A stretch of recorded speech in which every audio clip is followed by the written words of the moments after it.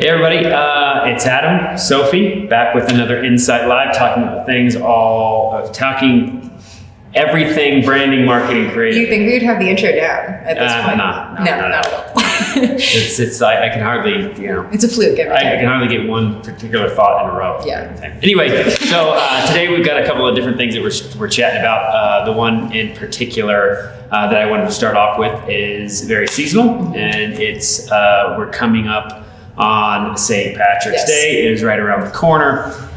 So what came up, what I thought was interesting, is I found an article about Guinness and the quintessential. That is Irish, right? Yeah, Guinness is Ireland, if you will, right? Yeah. They're coming up with a new ad campaign around the season here that is kind of celebrating the post-COVID kind of coming together feel. again. Yeah, is kind of coming together again, and I think the article talked a little bit about how that basically COVID started like 2 years ago, right around St. Patty's Day. So St. Patrick's Day parade in Ireland is on. It's going to be in person, but they're coming together with this really new, cool creative that I think everybody's going to like. But it's showing people without masks and without in places where people are congregating. Right, clinking glasses. Yeah, clinking glasses. So I think that's a good lesson is we're concerned about sending the wrong messages in our marketing and advertising, but you're seeing some of the big guys, big companies kind of move out of that way. Yeah. I think it's starting to be pretty safe to do that. Yeah, and it's like, I think I don't even know if it was the beginning of the pandemic, but in one of these earlier episodes, we were kind of talking about how the advertising was feeling very like, we're all in this together, it'll be okay, and like maybe uplifting, but also just kind of like very of the moment and serious. And it's fun that this is just a good time. Like It's just a fun commercial. It's just like a fun kind of campaign, which I missed, you know? Yeah, and I think that we've kind of been doing that a lot with our clients stuff as well, is getting away from that message. I think I know that I'm kind of tired of hearing about it, and not that it's not serious. Of course, it's very serious, but it's all we've talked about for 2 years. Yeah. It's kind of we wouldn't get there, but I think that Guinness is kind of leading the way of. In their particular industry, and their product is all based around people getting together and that kind of thing. So it's great to see that fun aspect to it as well. Totally.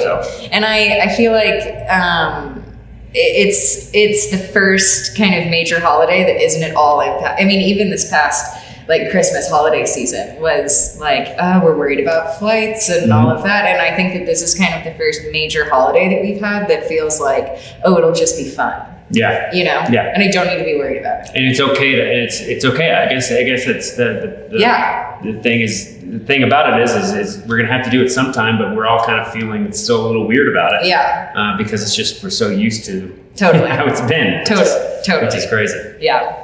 Well, so I'm super happy to, but number one, the other thing about Guinness is they have this multi-channel like advertising. It's TV, radio, digital, that whole thing. And they have a lot of spend around that. But I'm always just wondering, it's like, do you really, Guinness is the drink on St. Patrick's. Well, green beer, some people drink green beer, right? But Guinness is the drink on St. Patty's Day, right? Like, and anywhere we go here in Denver, what else would you be drinking? I wouldn't drink green beer, number one. But the thing is, it's like, do you need that big of a spin on that holiday? Yeah. Like, you know what I mean? Like, although I will say, like, as someone who, like, stouts are not my go-to beer, but like you see a commercial like that and it is kind of like, that sounds good, you know? And but every bar you're going to go to is going to have, right? Well, so. But anyway, it's just a fun time. It's a good time. I'm excited about it, and we're excited about St. Patty's Day. Yeah, absolutely. Other exciting things. I know. We have a lot of exciting things. That's a good segue. Yeah. Unplanned, but good. I'm trying to pick up from how you started us off. So we've, I think, already talked about this in at least a hot take that we've done. We did. Just kind of our expansion strategy, like moving out of COVID, and like what are the lessons that we learned from that, and how can we work remotely with each other and clients and everything. And so we're going into Chicago officially as of next week. I'm going to be moving out there, and it's kind of like our first, I guess, second branch almost, which is really exciting. And I think that it is kind of, as we were just speaking about, like COVID and that whole period of our lives, I guess, it's just, I think that we all really learned, like, we can still have a collaborative relationship with each other and with the people that we're working with, even if it's not down the hall or, you know, from across a desk. Yeah, and I think it's a good lesson. I think we did talk a little bit about it in a hot take, but I think it's a good lesson to see how you can expand geographically. Not only, I mean, we always talk about what is a new product line you can develop, who is a new audience we can go after, how can we tweak or evolve what you're offering to appeal to that different audience. But there's also options for, at least in our industry, is, you know, moving geographically. It's something we never really thought about, right? But it came up within, you know, during COVID, and then COVID really taught us a lot about how we can